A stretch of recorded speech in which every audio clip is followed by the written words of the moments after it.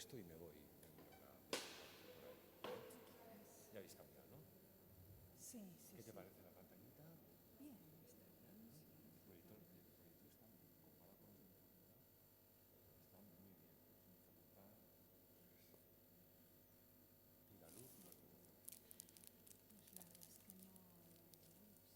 Ya. No. Hombre, se puede bajar un poco. Un poquitín, sí, ¿no? Sí, yo creo que sí. Dice que está al límite. Sí, la verdad es que se ve en la pantalla. Claro, él se ocupa de su cosa, ¿no? No sé, euskera. Bueno, pues nada, voy a... ¿Qué es lo que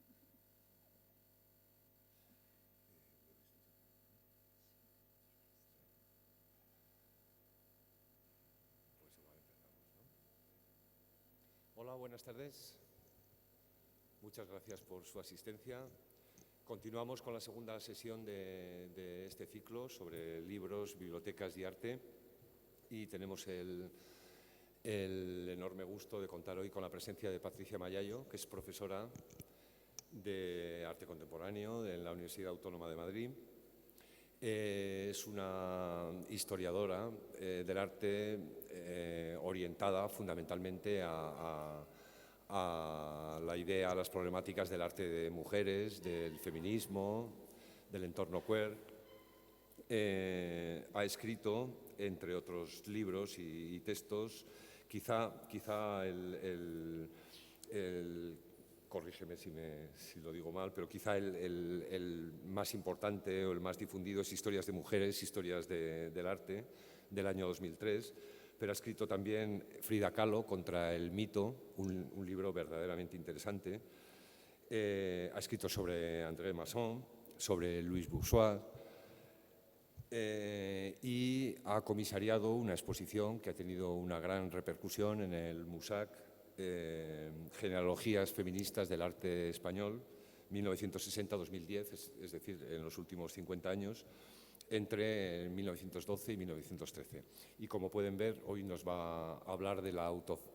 autoficción en el arte de mujeres. Y bueno, pues nada más, le cedo la palabra y escuchamos lo que nos va a decir. Bueno, muchísimas gracias a Javier San Martín, en primer lugar, al Coldo Michelena y a su directora por invitarme. Y bueno, como ya le comenté a Javier cuando me planteó la posibilidad de participar en este ciclo, me parecía interesante poder reflexionar sobre la autoficción y sobre las estrategias de reescritura artística del yo, de las que ahora hablaremos, y reflexionar pues, para intentar quizá proponer una genealogía un poco distinta a la que se ha propuesto normalmente en la historia del arte establecida. Una genealogía que no nos sorprenderá, que pasa pues, una vez más por Marcel Duchamp.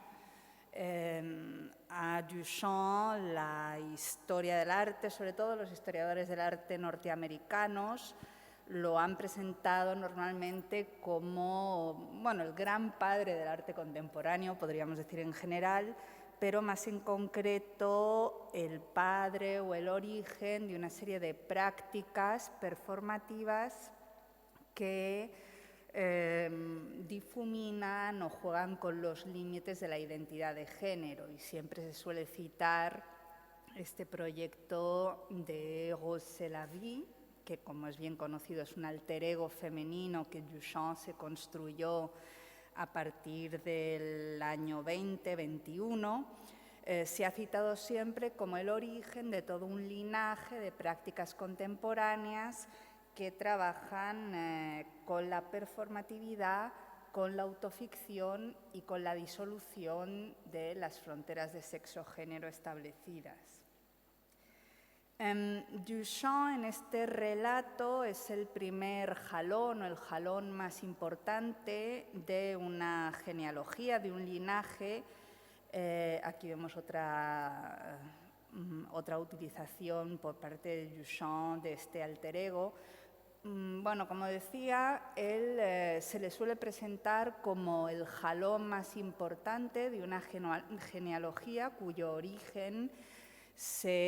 podríamos retrotraer al dandy decimonónico, y ya digo, en este relato se suele presentar a Duchamp como una evolución que partiría de la figura del dandy decimonónico.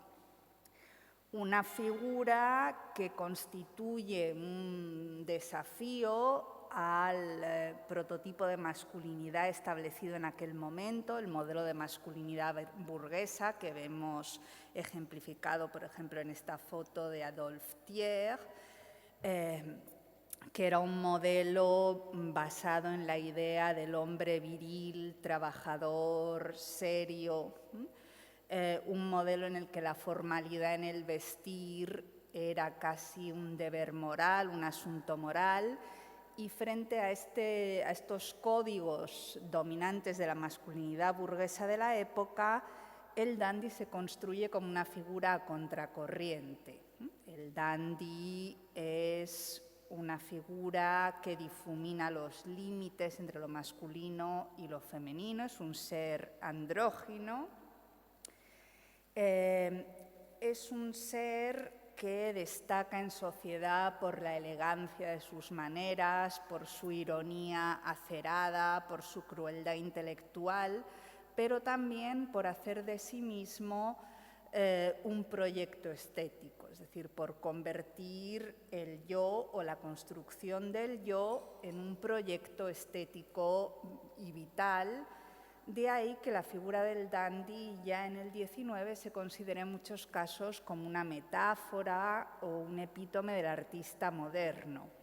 Y de ahí que a partir del dandy pues se construya, como decía, toda esta genealogía de artistas que van a hacer del yo y de la reescritura, la autoficción y el yo como arte un proyecto artístico. Todos los teóricos del dandismo, desde Félix de Azúa, Roland Barthes, pero incluso los primeros teóricos del dandismo como Baudelaire, han presentado el dandismo siempre como un fenómeno esencialmente masculino. No solo porque la lista de dandis conocidos y conscientes sea una lista en la que rara vez se citan nombres de mujeres, sino porque desde el principio el dandismo se define como un fenómeno masculino. Y Baudelaire llega a hablar de la imposibilidad de un dandismo femenino, de una mujer dandy, porque la mujer está por naturaleza apegada a los asuntos terrenales, es un ser poseído por los instintos, dominado por la materialidad, y el dandy es puro artificio, es cultura, ¿no? y si la mujer, y en esto Baudelaire no solo estaba expresando, pues digamos, su misoginia, sino que estaba transmitiendo una idea muy arraigada desde la Ilustración, que era la asociación entre la mujer y la naturaleza, entre la mujer y la materia, entre la mujer y la inmanencia, en definitiva, ¿no? Si la mujer es naturaleza, es inmanencia, difícilmente puede resultarle alcanzable el dandismo cuando el dandy, como hemos visto, se construye como puro artificio. Se entiende, por lo tanto, que partiendo de la figura del dandy y a través del protagonismo de Duchamp, esta estrategia del yo como arte y de la autoficción en la historia del arte pues, más establecida, o la historia del relato más dominante, se haya presentado siempre como una tradición masculina, una tradición en la que también tendrían un gran protagonismo artistas como Dalí, Warhol y luego una serie de epígonos más contemporáneos. Lo que yo quería aquí proponer era, si no una genealogía alternativa, al menos matizar, cuestionar o ampliar esta genealogía concebida en términos masculinos, y subrayar la importancia que ha tenido en la obra de muchas mujeres artistas esta estrategia de la autorrepresentación y la autoficción. Y yo creo que si lo pensamos no es extraño que haya sido una estrategia muy cultivada por las mujeres a lo largo del siglo XX, porque precisamente las mujeres eran las que habían sido de algún modo atrapadas en las redes del discurso ontológico, las que habían sido siempre definidas por su supuesta identidad sexual y por lo tanto era lógico que hiciesen de la identidad sexual una materia prima de reflexión. Debemos de pensar que la belleza, el cuerpo, el afeite habían sido las provincias femeninas por excelencia, que las mujeres se habían visto relegadas muchas veces en toda esa sempiterna imagen del pintor y la modelo a la pose casi como único terreno o uno de los terrenos privilegiados de creatividad. Y en ese sentido no es extraño que hicieran de la pose un territorio de experimentación artística. Y tenemos que pensar que en esa ideología burguesa que confinaba a las mujeres al espacio privado, el diario, la escritura autobiográfica se habían convertido también en géneros femeninos por excelencia. Por lo tanto, en realidad, a pesar de toda esa historia sobre el dandismo que lo presenta como un fenómeno masculino, no es extraño pensar que el territorio de la identidad sexual, de lo diarístico, de la pose, del yo como arte y de la autoficción haya sido un territorio en el que las mujeres considerasen prioritario en términos políticos intervenir. Podríamos citar muchísimos ejemplos de mujeres que han trabajado en este campo, desde Loie Fuller, conocida por su danza serpentina, pero que también realizó o protagonizó toda una serie de fotografías donde no solo rompía en una fecha muy temprana tabúes tan arraigados como el de mostrar el pecho mutilado tras una mastectomía, sino que son fotografías en las que se percibe una estrategia muy calculada de autorrepresentación, de construcción de una imagen pública, pero podríamos citar muchísimos otros ejemplos, el de Nahui Olin en México, Man Ray o Claude Cahn en París, o ejemplos más recientes como el de Lynn Hershman, que se construirá también un alter ego, Roberta Brightmore, al que dará vida en una serie de performances, instalaciones, fotografías, etc. O por citar un caso más próximo, el de Ana Laura Láez. Como no puedo, evidentemente, estudiar en profundidad la obra de todas estas artistas, me voy a centrar en 3 casos que considero paradigmáticos y que además pues, conozco bien a través de mi investigación. Un primer caso es el de la baronesa Elsa von Freytag-Loringhoven, que como veremos ahora estaba próxima a los círculos del dadaísmo neoyorquino, pero también me parece interesante el caso de Maruja Mayo, una determinada vertiente de la obra de Maruja Mayo, y el caso de Frida Kahlo, que he tenido ocasión de estudiar un poco en profundidad, como decía Javier, a través de un libro publicado en la editorial Cátedra. El caso de la baronesa Elsa yo creo que es bastante esclarecedor de cómo algunas mujeres artistas han visto en este territorio de la autoficción una oportunidad de trabajo artístico, pero también político. La baronesa era una exiliada alemana que frecuentaba los círculos del dadaísmo neoyorquino, pero que hasta hace muy pocos años, hasta principios de la década de 2000, pues había sido totalmente ignorada en las historias al uso sobre el dadaísmo en Nueva York. Siempre se citaba el triunvirato Man Ray, Picabia, Duchamp, pero no se citaba la figura de la baronesa Elsa. La baronesa Elsa, que destaca pues, por una gran versatilidad, trabaja en el campo de la poesía, de la autobiografía, la producción de objetos, pero sobre todo en el campo de la autorrepresentación. Y aunque conservamos pocos testimonios fotográficos, los que conservamos yo creo que reflejan muy bien cómo la baronesa convierte la pose, ¿no?, ese papel o lugar al que aparentemente pasivo,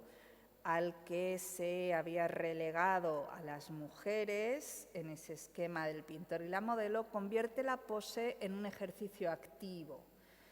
y en un ejercicio performativo y en un ejercicio de reflexión irónica sobre la propia historia de la pose en la historia del arte.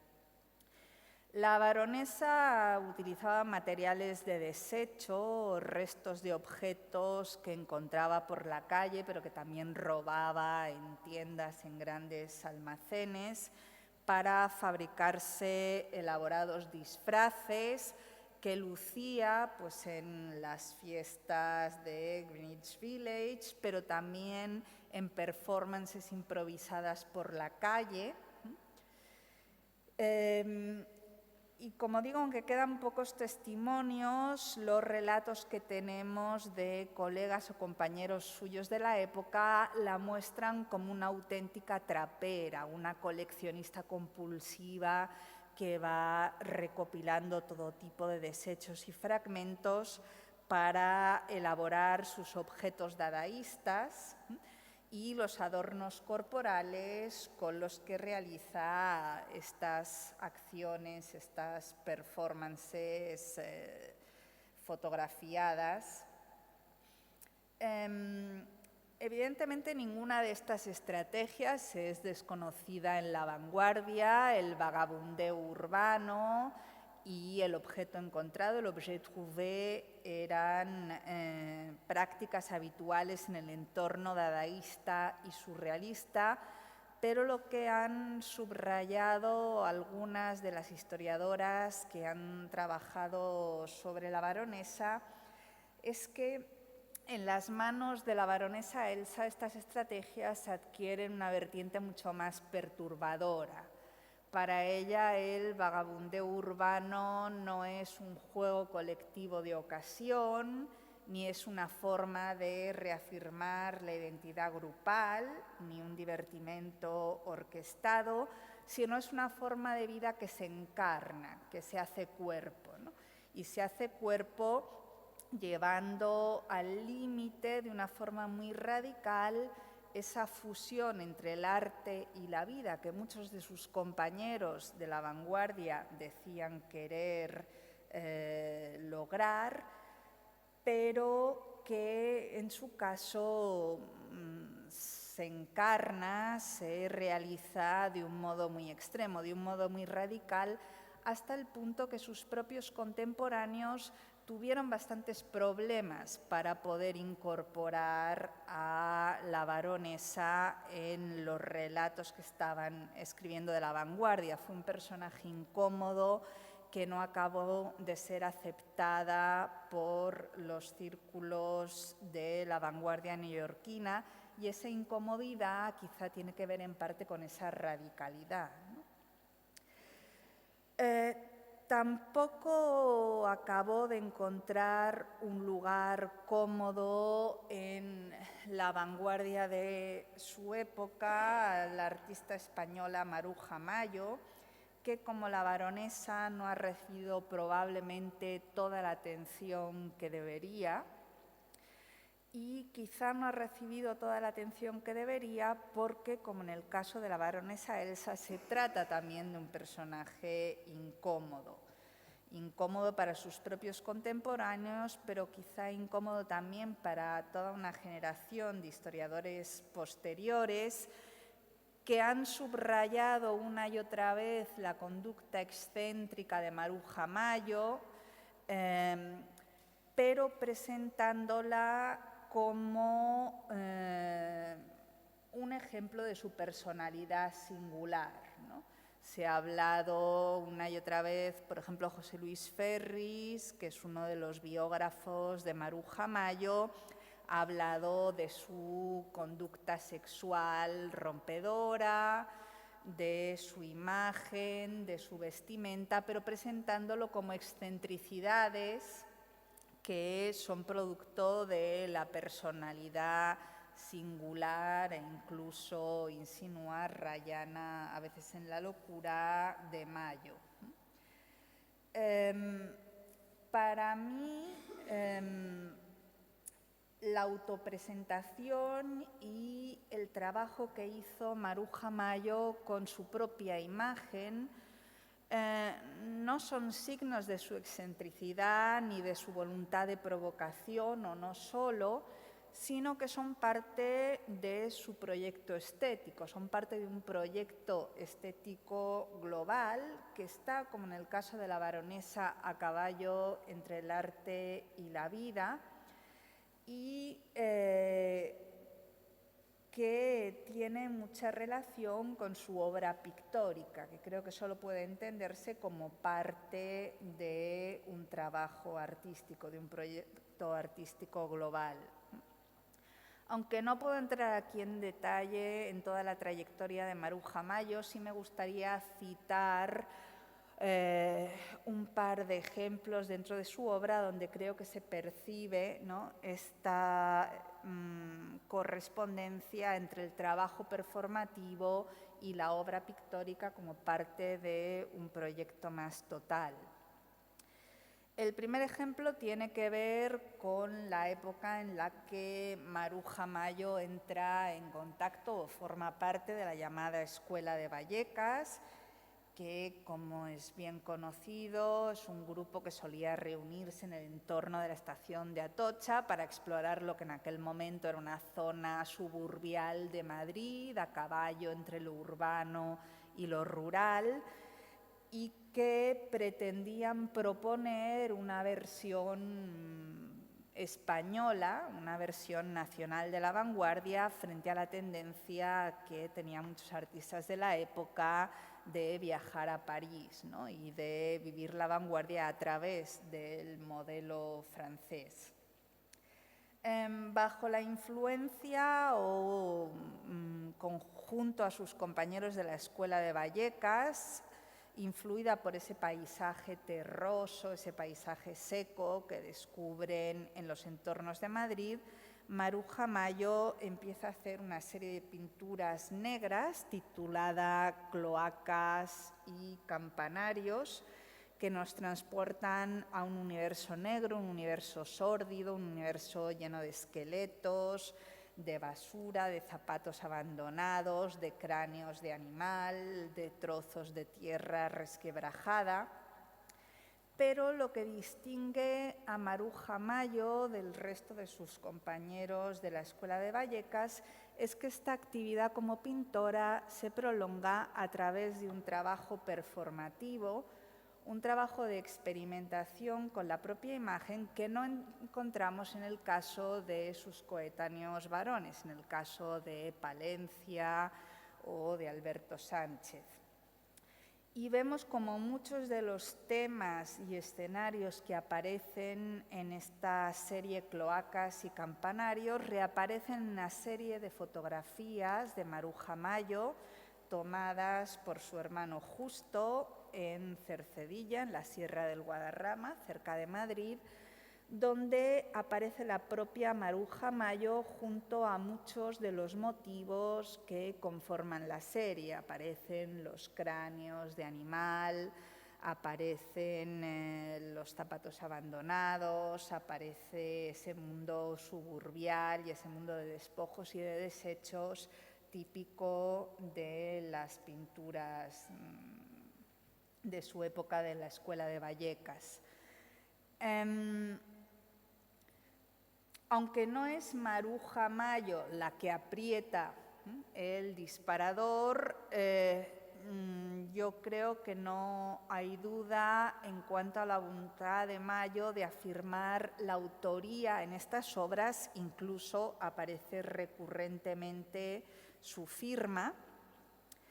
e incluso hacer de estas fotos una especie de manifiesto sobre su identidad como artista, ¿no? Vemos, por ejemplo, aquí otra de las fotos donde aparece Maruja Mayo asomando la cabeza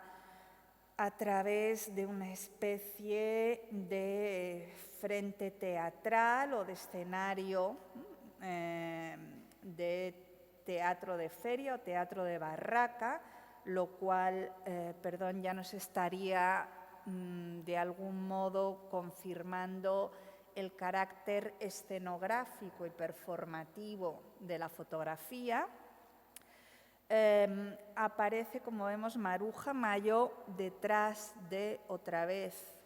su firma, el rótulo con su firma, y debajo la palabra España,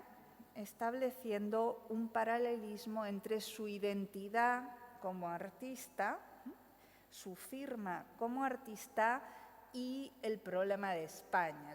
España que tanto había preocupado a toda la generación del 98 y que tanto preocupaba también a la generación de Maruja Mayo. Una España que aparece también evocada a través de algunos de sus signos tópicos, la cruz, que quizá alude a la influencia de la Iglesia Católica, la guitarra, que quizá podemos ver como una referencia a esa imagen tópica y folclórica de España que habían popularizado los románticos franceses. También vemos una alusión a las sotanas, es decir, esa España tradicional que los reformadores del 98 querían dejar atrás y que la propia Maruja Mayo quería dejar atrás, como expresa en muchos de sus textos. Pero en cualquier caso, lo que se ve en esta foto es cómo ella misma escenifica y reafirma, pone el acento sobre el carácter performativo o escenográfico de la construcción de su propia imagen, sobre ese trabajo performativo que está haciendo y que no podemos ver, yo creo, como meramente anecdótico dentro de su producción. Otro ejemplo tiene que ver esta vez con su etapa americana. Maruja Mayo, como muchos artistas próximos a la República, se exilia a América del Sur cuando estalla la Guerra Civil, primero a Argentina y luego a Chile, donde descubre maravillada las costas del Pacífico, que inspirarán toda una serie de cuadros que titula Naturalezas Vivas, cuadros basados en el tipo de especímenes que encuentra en la costa del Pacífico: orquídeas, estrellas de mar, caracolas, pintados con un extremo virtuosismo, con una gran precisión geométrica. Cuadros que Estrella de Diego, por ejemplo, que ha estudiado esta etapa de la obra de Maruja Mayo, comparaba con los dibujos de los exploradores o de los botánicos del siglo XVIII, y hay algo, desde luego, de voluntad científica, de clasificación en estos cuadros, que también transmiten algunas fotografías de la época, como esta fotografía del año 44, donde vemos a Mayo retratada en su estudio de Buenos Aires, midiendo, clasificando especímenes como si fuera un botánico o una científica. Pero lo interesante, lo que me interesa destacar, es que la propia Maruja Mayo lleva un collar hecho a base de conchas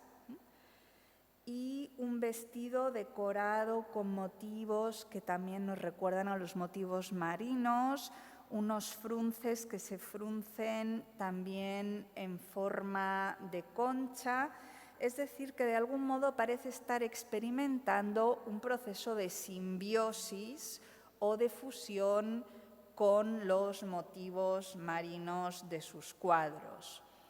Un proceso de simbiosis que aparece también en otras fotografías del momento. Vemos que Mayo en esta época se representa casi siempre a sí misma con este tipo de collares, este tipo de diseños, de vestidos que crean una fusión, que rompen la separación entre artista y obra, que crean un continuum entre el artista, la artista y la obra pictórica. Este proceso de metamorfosis, de fusión, llega a su extremo durante el viaje que Maruja Mayo realiza a la isla de Pascua junto a su amigo Pablo Neruda, una expedición que queda documentada en esta serie de fotografías donde aparece Mayo a veces en compañía de Neruda, a veces sola. Aparece, como vemos, sentada entre las rocas o de pie en medio del paisaje marino, cubierta de algas, esas mismas algas que aparecen en sus dibujos y pinturas, en una especie de paroxismo de esa fusión o esa confusión con su propia obra, presentada como una especie de gran diosa marina, de sacerdotisa oficiante o de gran diosa madre surgida del mar. Y como vemos, por lo tanto, son dos ejemplos de cómo esta estrategia de autorrepresentación por parte de Maruja Mayo creo que debe de ser vista más que como una anécdota o un elemento secundario, sino que es una pieza clave de un proyecto artístico más global. La autorrepresentación y la construcción del yo como arte son también, en mi opinión, un elemento esencial en la obra y en el proyecto artístico de la mexicana Frida Kahlo. Frida Kahlo, que en este caso desde luego no es una artista sobre la que se haya escrito poco, quizás se ha escrito demasiado, pero se ha escrito reiterando una y otra vez las mismas interpretaciones y en concreto lo que ha primado a la hora de analizar la obra de Frida Kahlo es la interpretación psicobiográfica y es una lectura que hace de sus cuadros una especie de transcripción directa de su atormentada vida. Siempre se han leído los cuadros en clave biográfica como un reflejo de sus amores, de su enfermedad, de sus relaciones torturadas, alimentando pues, ese mito del artista atormentado romántico que en el fondo es el que reaparece en muchas de las interpretaciones de la obra de Kahlo. Lo que estas lecturas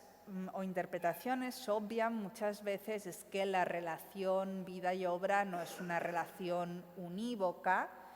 ni que pueda trazarse de una forma sencilla con tiralíneas, sino que es una relación muy compleja y que un autorretrato es también evidentemente producto de una construcción, de la construcción de una imagen pública, de una identidad pública. Y que hay un trabajo en los autorretratos de Kahlo de construcción consciente de la identidad o de construcción consciente de una imagen del yo, que también en este caso creo que no se agota o no se limita a su trabajo pictórico, sino que tiene también una vertiente performativa. La propia Kahlo yo creo que nos da claves en algunos de sus cuadros de hasta qué punto sus autorretratos tienen mucho que ver con un trabajo de autorrepresentación consciente. Si pensamos, por ejemplo, en este autorretrato, vemos cómo Kahlo se presenta a sí misma entre dos cortinas, ya un elemento que está haciendo referencia al teatro y que parece situar a Kahlo en un escenario teatral, algo que se confirma si miramos cómo es el escenario, la habitación en la que se sitúa. No hay absolutamente ningún elemento, una silla, un elemento de mobiliario que nos permita identificar la escena como una habitación o una estancia, sino que más bien tanto el entablado como el telón de fondo parecen remitir al escenario de un teatro, algo que también parece confirmar la pose de la propia Kahlo con este ramillete que parece haberle sido entregado por un admirador después de la representación, y todo el carácter voluntariamente, creo yo, artificioso que tiene la imagen, como si Kahlo fuera una actriz representando el papel de su propia vida. De hecho, el título original de este cuadro era Entre las cortinas, un cuadro que acentuaba aún más este tema o esta idea de la representación dentro de la representación, y por lo tanto en uno de sus autorretratos Kahlo parecía estar dándonos, o al menos así lo veo yo, una clave acerca del propio carácter escenográfico que tiene para ella el autorretrato. Esto no quiere decir, evidentemente, que la pintura de Kahlo no tenga un componente autobiográfico, que por supuesto lo tiene, pero ese componente autobiográfico es trabajado de tal forma que en muchos autorretratos lo que también se pone en escena es la construcción de la propia Kahlo como personaje. Es el propio hecho de la ficción, ¿no? Es la construcción del personaje Kahlo como resultado de una serie de efectos que podríamos llamar performativos. Esta creación del personaje Kahlo, de hecho, no se limita a los autorretratos, se prolonga a través de la vestimenta, del adorno corporal, a través, como veremos, de su Casa Azul, de su Casa Estudio de Coyoacán, o a través de la fotografía. Y en este sentido creo que también en el caso de Frida Kahlo los autorretratos son una pieza esencial, muy importante, pero una pieza dentro de un continuum estético vital que también es un proyecto más global de construcción o producción del yo. Una construcción o producción del yo en la que, como decía, tendrá un papel muy importante la apariencia personal. Se ha hablado mucho de la atención que Kahlo prestaba a todos los detalles de su atuendo, los trajes, pero también el maquillaje, las joyas, el tocado, la minuciosidad con la que cada día se ponía en escena a través de la vestimenta, pero también este proceso de construcción escenográfica del yo se pone en práctica o se refleja en el proyecto de su Casa Azul, ¿no? La casa familiar de Frida, la casa en la que siempre vivió y que se terminó convirtiendo tras su muerte en el Museo Frida Kahlo. La Casa Azul, que para Frida no constituye simplemente un espacio en el que habitar, ni constituye simplemente un lugar de trabajo, sino que es una especie de work in progress, de trabajo en proceso, que lleva en cada recoveco, en cada rincón, su huella inconfundible, su sello. La Casa Azul,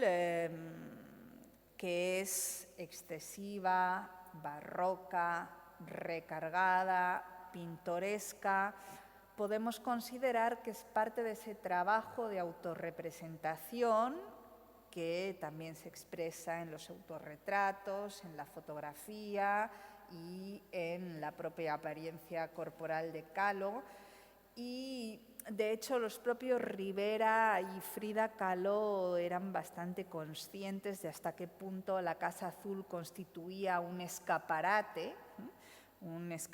frente al mundo. Y de hecho, cuando murió Frida Kahlo, Rivera puso todas sus energías en conseguir convertir la casa en museo para,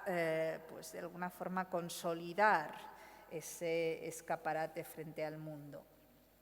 En este escenario barroco es donde Frida Kahlo llevará a cabo o pondrá en escena toda una estética de la vida cotidiana, que tiene que ver con la combinación de frutas y verduras de vivos colores en los platos o en las bandejas,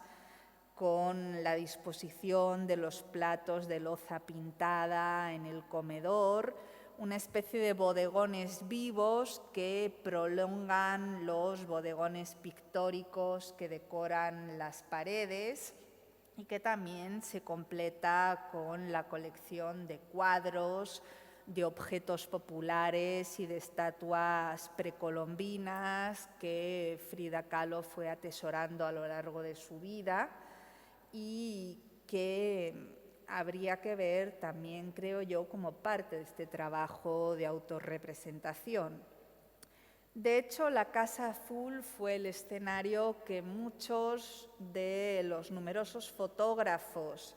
que fotografiaron a Frida Kahlo eligieron para inmortalizarla, para fotografiarla. Y tenemos numerosas fotografías de Frida Kahlo en este escenario familiar de la Casa Azul. Fotografías que no podemos pensar, creo yo, o concebir como ajenas tampoco a la propia obra de Kahlo. Frida Kahlo poseía un conocimiento de las técnicas de la fotografía desde la infancia. Venía de 2 generaciones de fotógrafos. Su propio padre era fotógrafo profesional y desde pequeña se familiarizó con los objetivos de la cámara, con las técnicas fotográficas, y es bastante verosímil o lógico pensar que Frida Kahlo pusiese mucho de sí misma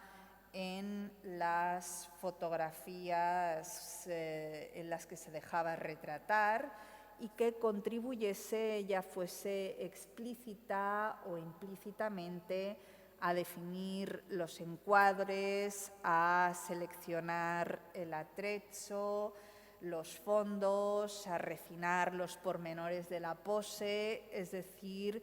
que yo creo que también podemos considerar en muchos aspectos estas fotografías como parte de ese proyecto ampliado de autorrepresentación.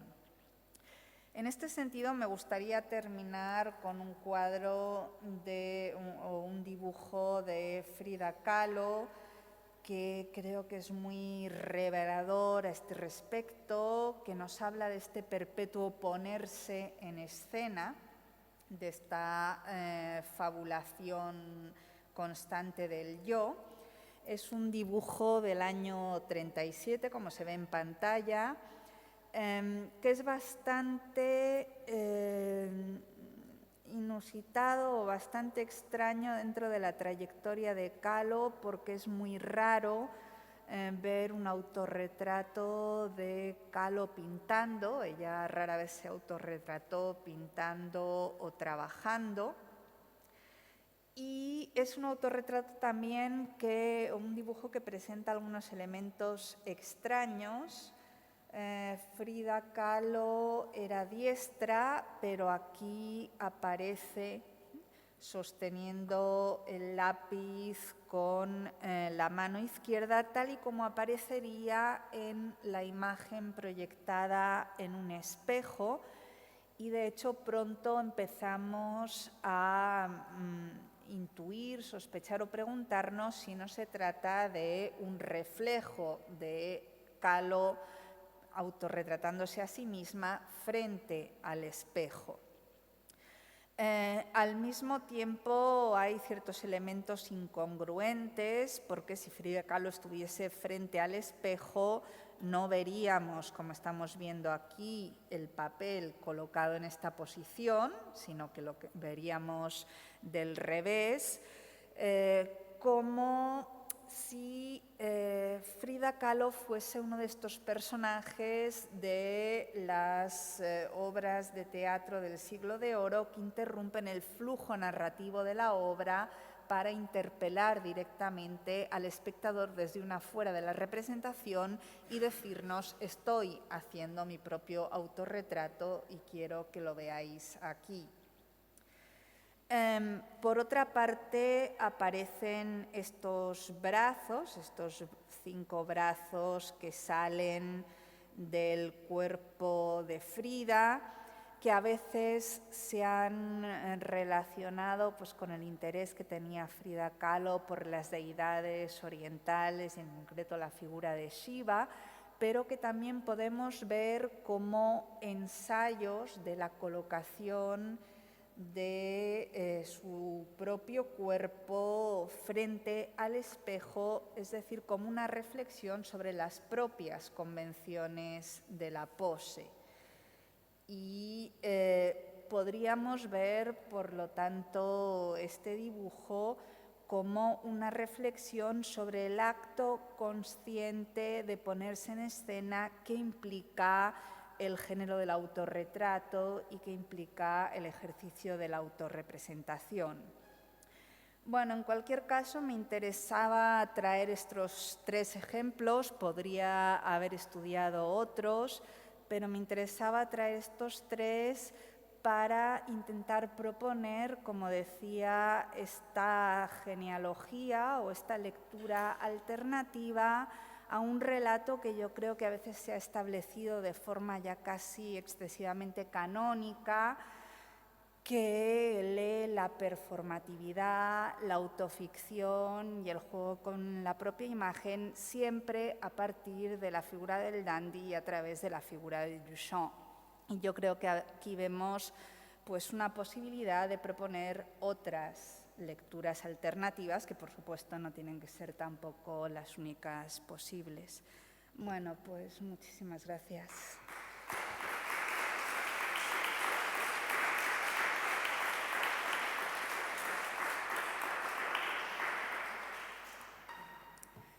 Yo no sé si tenéis preguntas o comentarios o...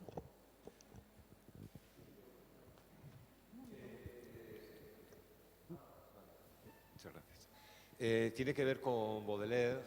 y la idea de que el dandy necesariamente es masculino, porque el dandy es una artificialidad, mientras que la mujer es natural, ¿no? La mujer pertenece al mundo de la naturaleza. Y mi pregunta es, si has tenido en cuenta, ese es el cuerpo de Baudelaire, pero también Baudelaire escribió en uno de sus capítulos de la vida moderna, el pintor de la vida moderna escribió Elogio del maquillaje, y en esas maravillosas tres páginas explica que la belleza tiene que ser artificial o no será, y da un paso a la posibilidad, diríamos, muy incierta aún en 1860, perdón, muy incierta a la posibilidad de un dandismo femenino, que quizá Baudelaire hubiera intuido, por una parte. Y por otra, si no piensas que Maruja Mayo y toda su parafernalia de conchas, de algas, etcétera, no da, en cierta medida, razón al Baudelaire primero que tú has citado, a esa mujer como fuerza de la naturaleza, que abriría, que es una cosa que yo he visto esta tarde muy claramente, ¿no? Que abriría esa genealogía que continuaría, por ejemplo, por citar un ejemplo que todos podríamos tener en la cabeza, Ana Mendieta, que sería la mujer ya directamente, mujer árbol, mujer cueva, la mujer identificada absoluta y totalmente con lo natural. Sí, bueno, yo creo que cuando Baudelaire hablaba de la identificación de la mujer con la naturaleza, no se refería tanto a la naturaleza en cuanto al mundo natural, digamos, sino a su identificación con la inmanencia, ¿no? Pero bueno, desde luego hay obras de Maruja Mayo que se prestan una lectura ambigua, ¿no? No solo estas, sino otras, por ejemplo,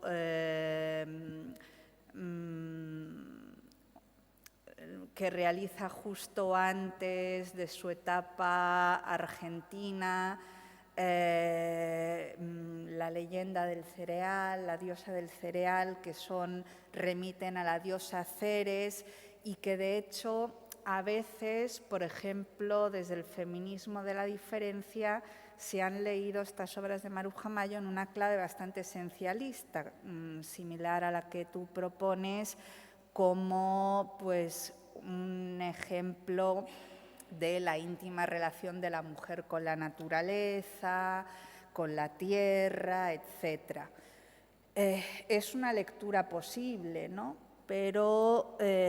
también podríamos ver en estas imágenes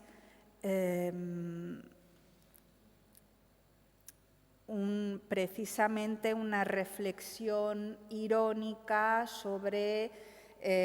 todos esos mitos de la diosa madre y sobre esa presunta relación esencial de la mujer con la naturaleza, ¿no? Porque podríamos leer estas fotografías en clave muy paródica, en clave irónica, ¿no? No tanto como una exaltación, ¿no?, de la mitología de la Madre Tierra, sino como un trabajo de parodia, un trabajo irónico con toda esa mitología, ¿no? Bueno, las obras, yo creo que afortunadamente muchas veces están abiertas a varias interpretaciones. Yo desde luego sí veo un componente irónico, paródico y performativo en estas imágenes, que quizá en el caso, por ejemplo, que tú citabas de Mendieta es mucho menos evidente, ¿no? Y la obra de Mendieta, aunque también hay interpretaciones, por ejemplo, el libro que publicó María Ruido en la editorial Nerea, la monografía dedicada a Ana Mendieta, lo que intenta es cuestionar esa lectura tan esencialista de la obra de Mendieta, incluso a veces en contra de las propias declaraciones del artista. Pero es verdad que ahí realmente la obra me parece mucho más difícil de interpretar en un sentido paródico o performativo, en el sentido en el que yo estoy utilizando la palabra aquí, ¿no? En cuanto, sí, al dandismo femenino,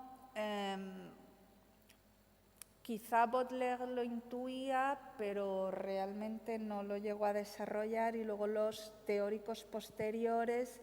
normalmente, aunque tampoco es un tema que yo conozca muy en profundidad, pero se ha perpetuado esta idea del dandismo masculino, que es algo que he intentado cuestionar recientemente, por ejemplo, Gloria Durán, en un texto que ha publicado en la colección Infraleves, en Zendeac, donde ella postula o propone la idea de un dandismo femenino, rescatando determinadas figuras. Pero los textos clásicos sobre la figura del dandy vuelven una y otra vez al dandy hombre de sexo masculino, lo cual en efecto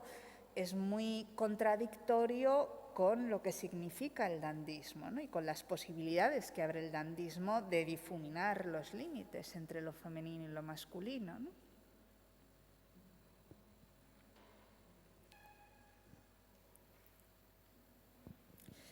No sé si hay más preguntas o ideas que se quieran rebatir o... A mí me gustaría tratar de discernir en qué manera se diferencia ese erotismo femenino y masculino. Levantarme, es que estoy cojo. Es verdad. Sí, ¿en qué sentido se diferencia? ¿Podríamos discernir alguna diferencia entre las posiciones del dandismo masculino y el femenino?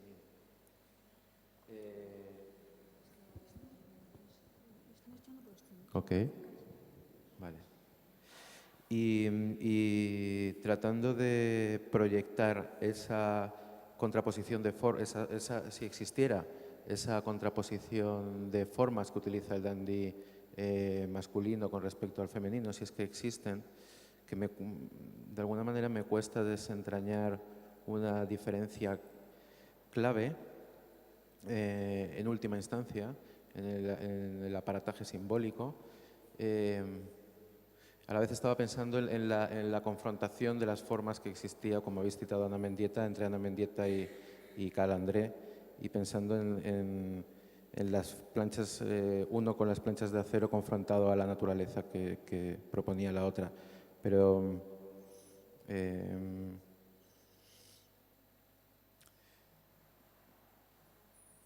bueno,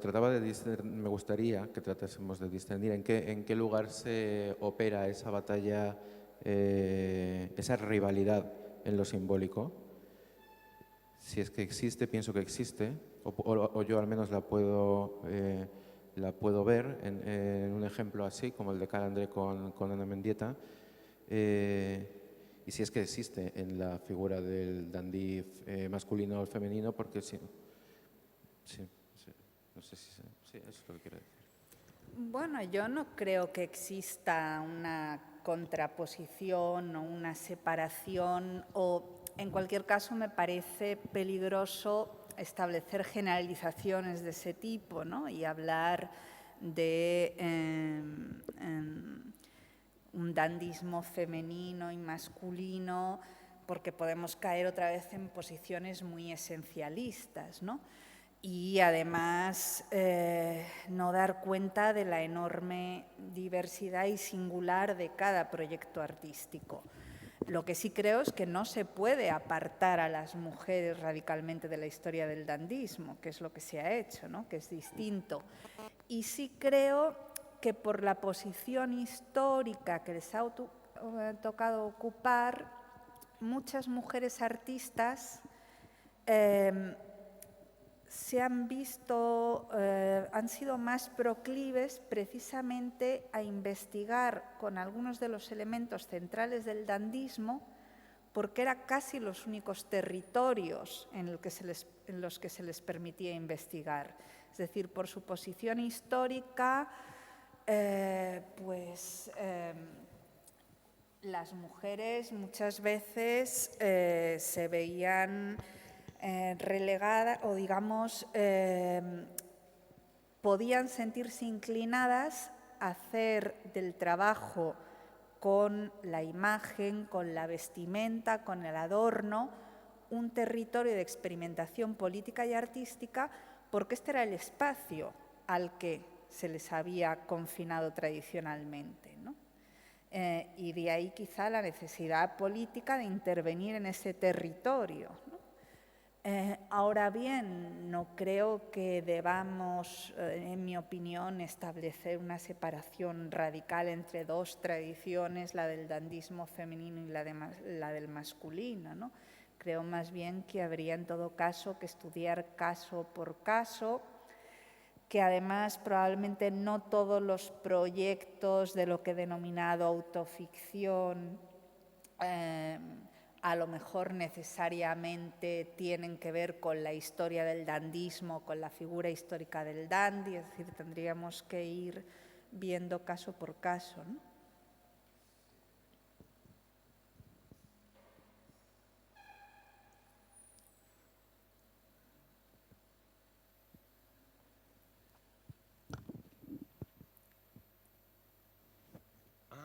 Nadie se anima a contrapreguntar. Hay que ponerse de pie. No, solo una cuestión. A mí me parece,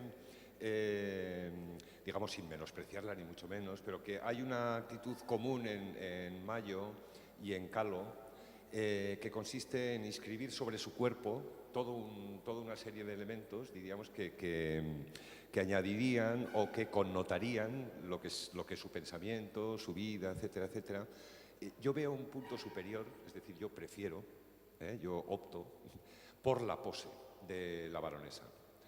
La baronesa no se limita a añadir a su cuerpo una serie de elementos connotadores, sino que la baronesa toma la acción en una auténtica performance, levanta la pierna, se agacha, etcétera, y añade ese carácter verdaderamente de actriz, de autoficción, de estar representando algo que tiene un significado con la acción de su cuerpo. Sí, claro,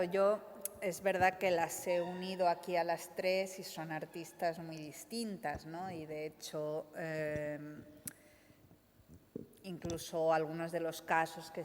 simplemente citaba, Meret Oppenheim, Naui Olin, etcétera, pues también son distintos entre sí, ¿no? Hay algunas, el caso de Naui Olin, por ejemplo, y de Oppenheim en algunas fotografías que yo creo que juegan muy explícitamente con la tradición y la historia de la pose, cosa que, por ejemplo, no ocurre tan explícitamente en el caso de Frida Kahlo, ¿no? Es decir, que en efecto no es que las esté considerando como equivalentes, sino que me parecían tres ejemplos distintos de cómo desde distintas posiciones y con artistas muy diversas, a Kahlo la podríamos considerar una artista desde luego más tradicional que la baronesa, no solo más tradicional en su obra artística, sino más tradicional también en la transgresión que hace de los códigos establecidos de la feminidad, por ejemplo, ¿no? Pero sí que me parecían, precisamente por ser 3 casos distintos, interesantes, porque en los 3 lo que sí aparece es la importancia de la autorrepresentación, ¿no? Y un cierto uso de la performatividad más o menos radical, en efecto, ¿no? Pero...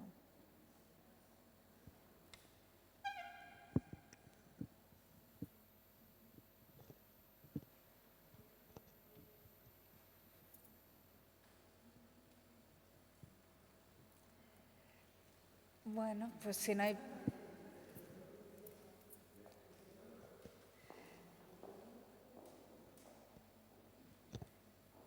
Pues si no hay más preguntas, muchísimas gracias por vuestra atención.